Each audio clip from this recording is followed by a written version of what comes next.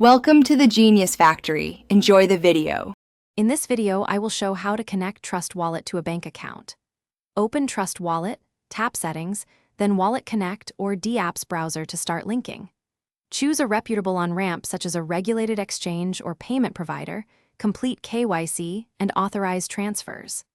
I will explain fee expectations, typical verification timelines, and ways to keep your private keys safe while funding your wallet from a bank account. Start by creating accounts on Trust Wallet and a trusted on-ramp or exchange. Complete identity verification with a valid ID and proof of address, and enable two-factor authentication. Use the provider's bank linking flow to safely connect your bank account, authorize micro deposits or instant verification, and then fund your on-ramp balance.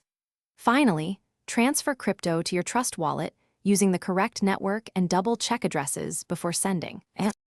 Be aware of fees. Bank transfer fees, conversion spreads, and blockchain gas costs when sending crypto to Trust Wallet. Prefer providers with clear compliance and user reviews, and compare fee examples to find better rates. Before linking, back up your seed phrase offline and avoid sharing it or any OTPs.